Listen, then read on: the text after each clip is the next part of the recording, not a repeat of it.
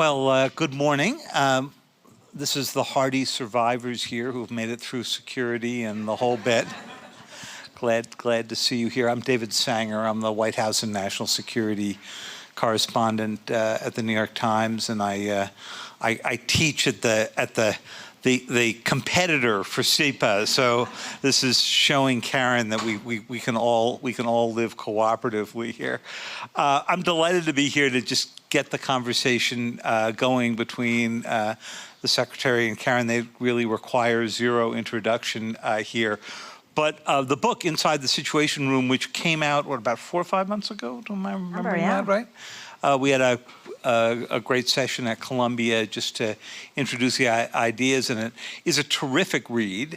It is a really interesting discussion that mixes the Secretary's direct experience in case studies in frequently crisis decision-making, and Keren's wonderful, explanations about how this fits into the different academic models that try to make us understand how this dynamic works. And frequently, when you read books that are written by academics and practitioners, the problem is you can tell the academic part and you can tell the practitioner part.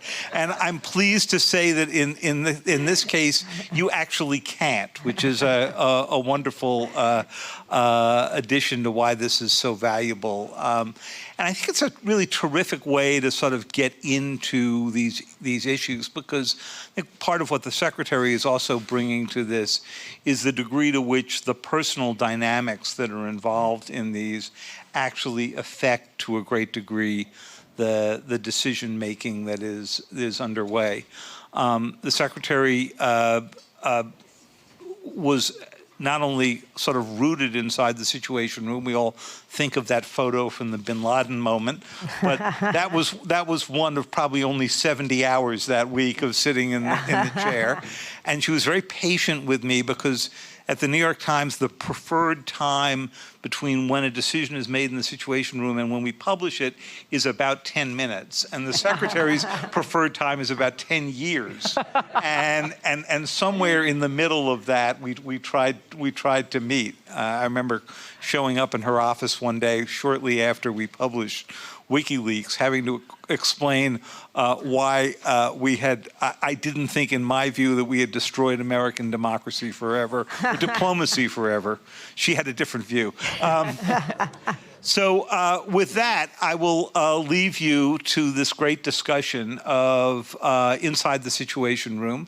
But not only do I hope you enjoy the discussion, I hope you go out and actually read the book, because it's a really great vision in all of this. Thank you, David. Thank you, David. Well, first of all, thank you, David. And obviously, thank you for that very generous introduction, but thanks also for your relentless coverage when I both agreed and disagreed. I am very, very grateful to you. And I want to recognize Christine Lagarde, a longtime friend and a tremendous leader. Thank you for being here with us. Today we want to do what we can in this short time, and very much in keeping with the Munich Security Conference, to talk about how we can better take what academics, scholars like Keren do to analyze decisions, to provide insight into what we were thinking in the Situation Room, what we got right, what we got wrong, and why on both ends. And do a better job of integrating that and informing policymakers. Now, there are some policymakers, I will name no names, who could care less about history or context or research. But there are others who would like to be better informed. And in this time of so much of a tsunami of information, oftentimes disinformation, misinformation, just plain wrong information, it is difficult for decision makers to reach any kind of understanding of the crisis or the contours of the problem that they are trying to both analyze and then act upon. So in this short time, we'll do our best to cover some ground and see if we can't shed just a little bit of light on how we could perhaps do a better job between the academy and the Situation Room itself. Terrific. So great to be with you. Thank you so much for coming. And yes, as this book came out of a class we were teaching at Columbia on crisis decision-making, the theory and the practice, and we wanted to bring the insight. And so let me start, Hillary, by asking you, we wrote this book, as you know, we published it in September.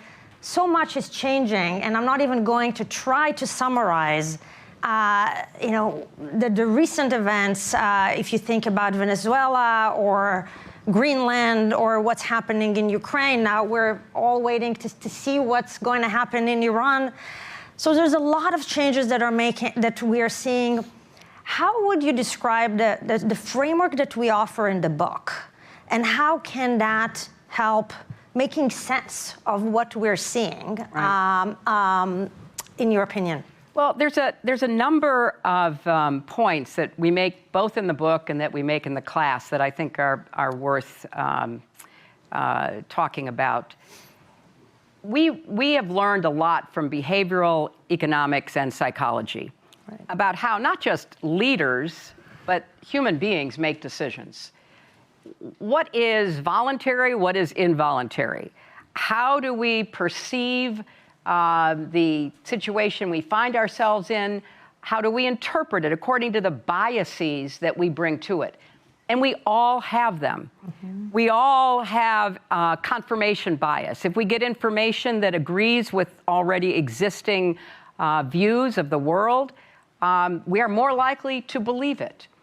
If we are in a position which the researchers, the scholars, academics call the domain of loss, where we feel like we have been somehow aggrieved, we have lost ground, we are more likely, not less likely, more likely to take risks. And as someone who's been studying this now for the purpose of teaching and thinking about it, I find that concept of domain of loss to be particularly relevant in what we see going on in many parts of the world. I think Vladimir Putin lives in the domain of loss. The loss of the Russian Empire, the loss of the Soviet Union, the loss of Ukraine. And his motivation is to assume tremendous risks. Risks, obviously, that he discounts to the lives of hundreds of thousands of soldiers, risks to his economy, risks to his future as a leader. All of that is overcome by his compulsion to relieve himself of being in the domain of loss. And so when we think about what we can learn from what not just academics and scholars of international relations, but as I say, of behavioral economics and psychology can teach us, it not only helps us better understand some of what we see happening in the world today, but also perhaps how best to deal with it. You know, when leaders are unaware of the motivations that are pushing them, when they are surrounded by people who provide similar views of the world, similar understanding, interpretation of facts, they get into a comfort zone. And they believe that they have an understanding of the world that is complete. And when they are, as we talk about, people who pursue personality diplomacy, people who believe that they can manipulate countries, leaders, trends by force of personality, then how do we deal with that? And that, of course, within the personality syndrome, there's some elements of the madman theory. You know, some leaders explicitly and others implicitly believe that unpredictability, impulsiveness is a strategy, and they deploy it to influence other leaders and to influence events. And now we find how magnified that can be in the information environment in which all of this is occurring. because you can dominate the attention economy in a way that was not really possible 30, 40 years ago. So everything that is happening is amplified by whatever happens online. So the human nature factors haven't changed, the psychology, but how it's manifest in a different era, like the one we find ourselves in, has different consequences. Yeah, absolutely. And so the theories that the secretary referring to, if you look at Daniel Kahneman's prospect theory and loss aversion, or the psychology of decision making, is that's what we're trying to understand. So people talk about the structure of the international system, and we're going to talk a little bit about it, but how that interacts with the personality, with the psychology at the same time, that produces patterns that we don't fully understand, and we're a little bit playing catch up. That also what produces a lot of the intelligence failures that we see, and surprises that there is a pattern to them. And especially at this moment when there's so much uncertainty and unpredictability, you add this human element and the psychology of some key leaders, you're getting into territory that we need to push ourselves and understand, because only that understanding the combination of those two will allow us to really see the pattern and have more of an ability not just to appreciate it, to understand how to act in response to it. Well, I think there's a lot of examples we could get to, but before we get into it, let's talk a little bit about coercive diplomacy, because we're seeing a lot of coercive diplomacy going on. And there's actually research, because this is not a new phenomenon, where you threaten certain actions, primarily military, either overt or covert, and what the impact of that is on whoever it is you're threatening, but also what that does to the leader himself, herself, but mostly himself, in making judgments about whether coercive diplomacy would work. So describe that, and maybe a short history of, it's been obviously used in the international system forever, going back as long as we have history, but how would you describe the current state of coercive diplomacy? So this is one of the chapters in the book, and we're dealing with it both through the theory of coercive diplomacy. What are the elements that make for a successful or a failure coercive diplomacy? And then we have cases in the book by practitioners looking at it in practice. And so what we teach and what we write in the book is that there are elements in coercive diplomacy that are really important for us to remember. It's not just about capabilities and interests that we have to communicate when we try to change the behavior of another country, but there is a real element of credibility that is built into the system. And it only works, and coercive diplomacy only works when there is the credibility of the threats paired with credibilities of assurances. And we've seen that if you have one but not the other, you really, usually you end up in a situation of a failed attempt to change the behavior. And if you look at the pattern in the literature, we see that even powerful states are repeatedly fail at coercive diplomacy. And what we do in the book is try to explain why. But here, if you look at this moment, I would say that this is, under this administration, at least in the United States, and what we've seen recently, there are a couple of features that we should sit with and unpack. You have coercive diplomacy that we've seen through history against adversaries and allies. It is true that we see this even more being used against allies and not just adversaries in this administration. And that creates interesting dynamic. We also see with this administration the use of economic tools and tariff as general purpose tools of coercive diplomacy, not necessarily used in order to get other kinds of goods or change in behavior, but for their own sake. And we've seen that, and we can talk a little bit more about this. We also see in a very interesting way of pairing the use of force or this threat of use force together with negotiations at the same time. This has always been the case, but in this particular moment, even now, when we're looking at what's going to happen in Iran, if I poll this room, I would probably say you will probably be 50-50. 50% of the people will say this is going towards a negotiated agreement, and another 50% will say we are a week away from a military attack. And that is interesting in a kind of an aberration. We also see very interesting mixed signals, which traditionally are not conducive to the success of coercive diplomacy. And that gets into this topic that the Secretary and I wrote about, which is credibility, both of threats and assurances, it hinges on predictability, on a record of being consistent in keeping your promises, in following up on your threats, in signaling something and then follow through. What we're seeing with this administration is actually the opposite of it, is turning the whole concept of credibility on its head. And instead basically saying, instead of predictability, we believe that unpredictability will get us the fastest, better results. And this is a big debate, both in the literature, how to think about this, and now we're playing it out. Is this going to produce better results for this administration? And some people will argue, yes, he's been able to do quite a bit with this kind of madman, or you don't know, it's only me in my head, we will know where we're going. But what we will see the consequences of this already playing out. Some countries are hedging, some countries don't really know where they stand.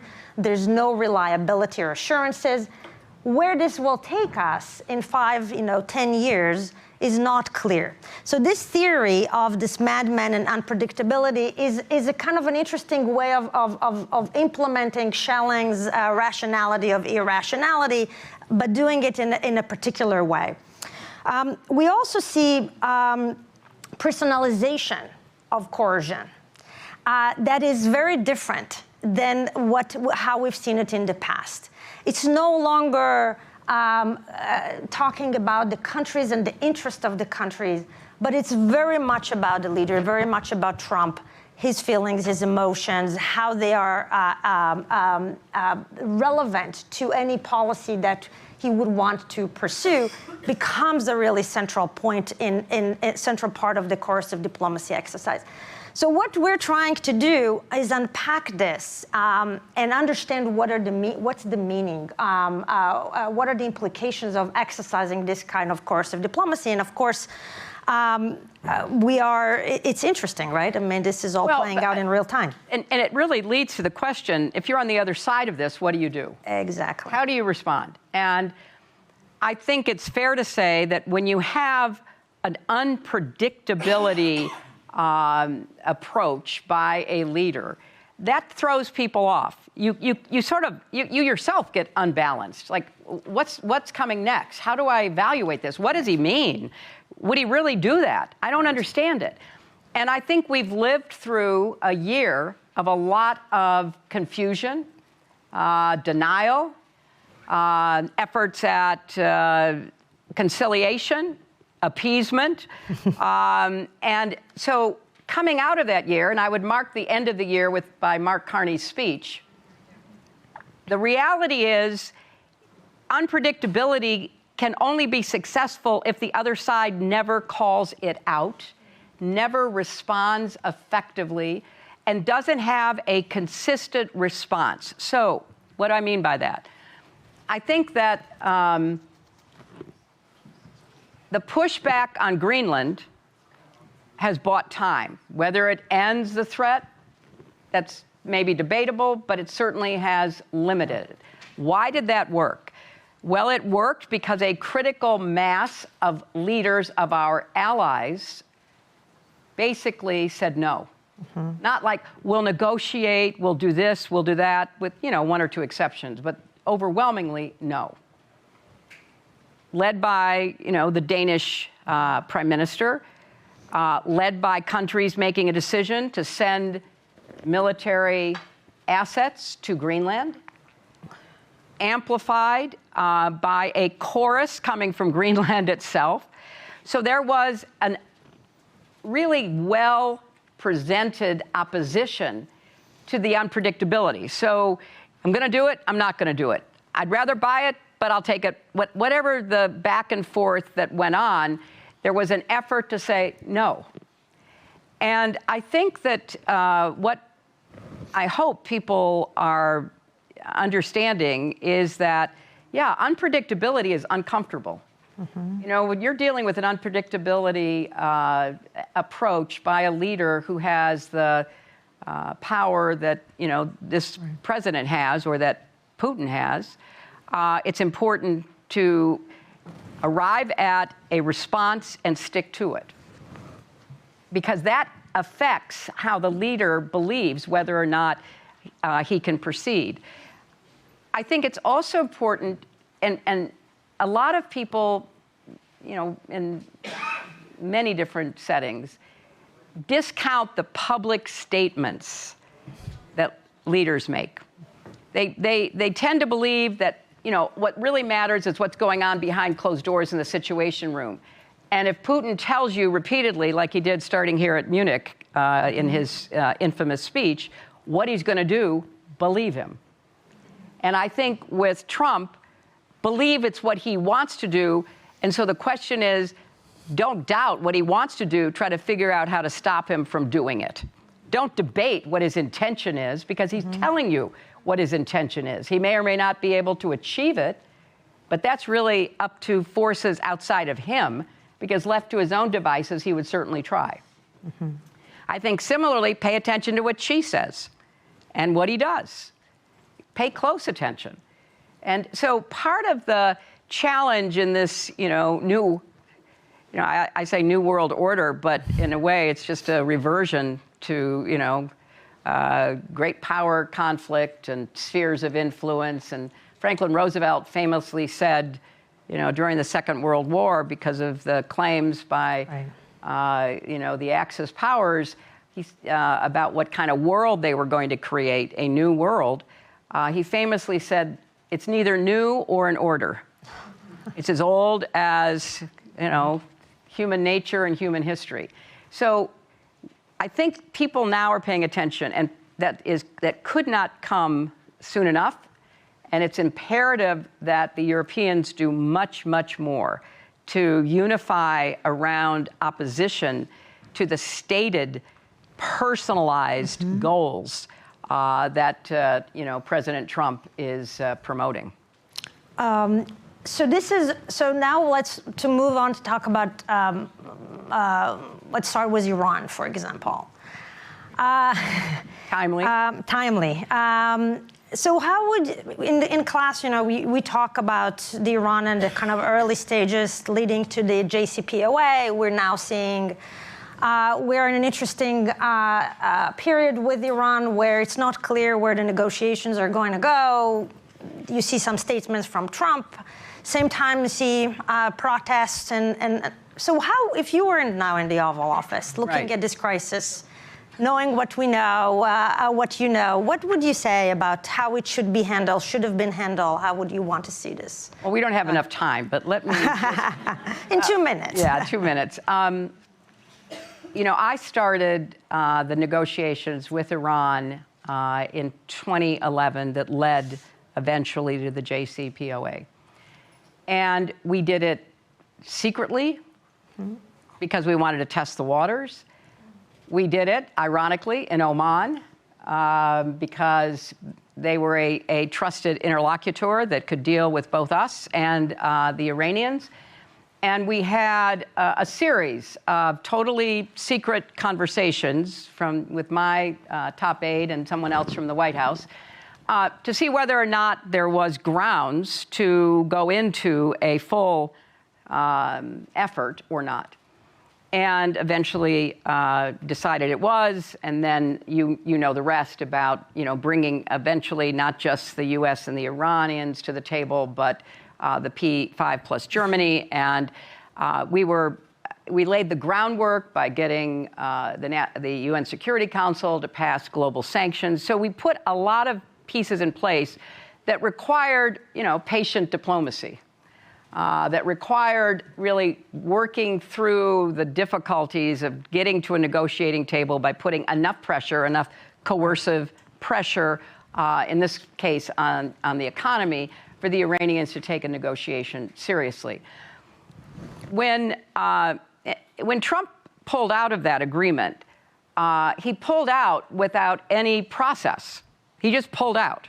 Now, there were problems with the agreement, I will be the first to say. It did put a lid on the nuclear program. It did not do anything about ballistic missiles. It did not do anything about trying to rein in the activities of the proxies that Iran supports, from Hezbollah to the Houthis to Hamas, et cetera.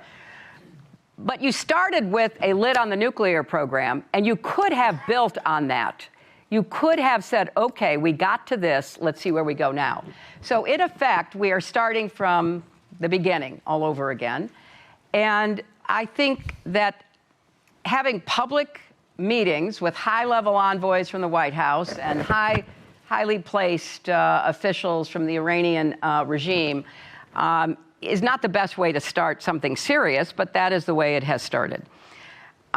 And what, the messages coming out of Iran is, we'll talk about the nuclear program. We won't talk about ballistic missiles. Actually, because of the efforts against Hezbollah and Hamas and the Houthis, the proxy issue is less immediately important, although there's no doubt in my mind that as we speak, the Iranians are trying to rebuild the capacity of all of those proxy groups. So I don't know whether there are private discussions going on. I haven't heard anything about that actually happening. It appears that Trump only really trusts 2 or 3 people in the entire world to negotiate for him, and he sends them everywhere. And so what is the supportive work that's being done? What are the policies that are going to be debated? What are the offers and the threats that are going to be presented? How credible would they be? So the negotiating track seems to me to be quite primitive right now. And I don't know whether there's something going on that can lead to a better outcome. The buildup, the military buildup, that's a form of coercive diplomacy, but is it more than that? And if so, what are the targets? And what is the assessment of the retaliation? Because listen to the Iranians, they are saying they will retaliate. And will they retaliate primarily against American interests? It would be very difficult for this administration if there were a successful attack on one of our bases that cost the lives of a lot of Americans in the region. So there are so many unanswered questions. And I guess my worry is that a lot of the unanswered questions are not being thoroughly examined. So what is what are the possible action, counteraction, consequences, both intended and unintended?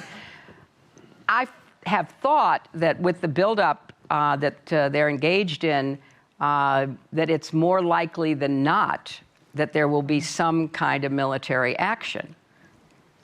But I also think that if you look at the Israeli attack on Qatar, that apparently was not fully picked up in a timely way by our own base, which is a huge base. Are our assets adequately prepared for retaliation? I'm not in the briefing room anymore, so I don't know the answer to that. I think that finally, Keren, when you look at Iran, there is a lot of questioning about where the enriched uranium is.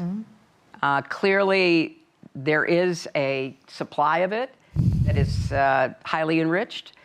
Where is it? What would happen to it?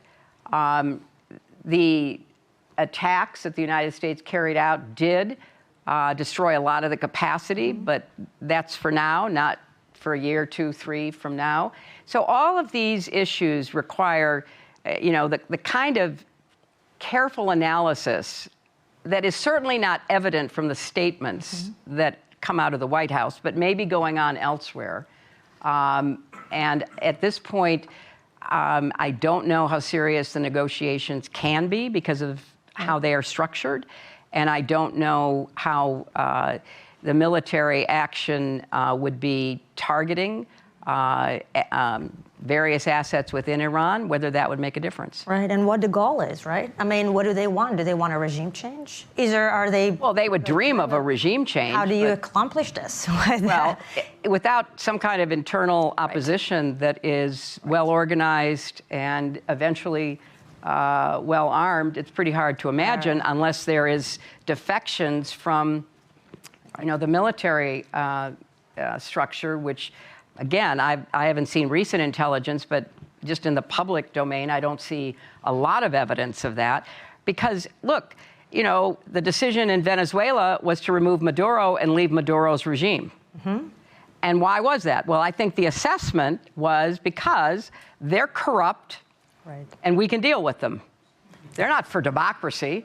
If we tell them what to do, they'll do it. So selling out the democratic opposition in Venezuela, the Nobel Prize winner, Machado, and her candidate who actually won the election was not even a difficult choice because you can deal with the regime because they're transactional, just like we are.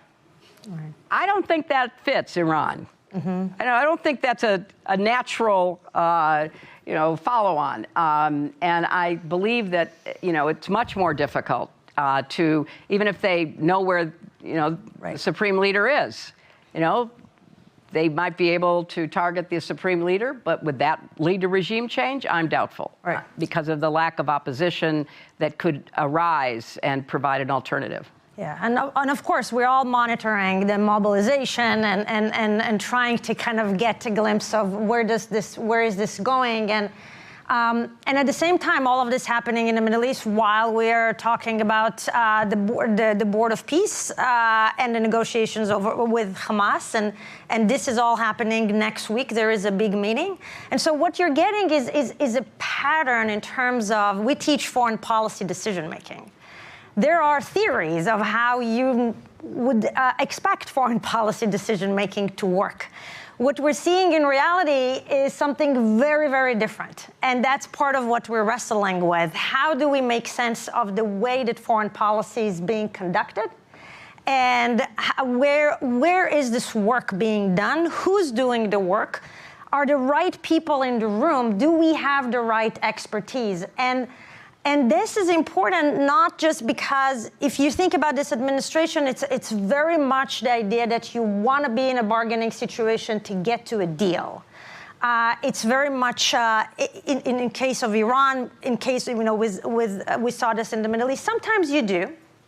At what cost? What are the long-term implications of this? That is it in U.S. interest? Is it in the interest of your allies?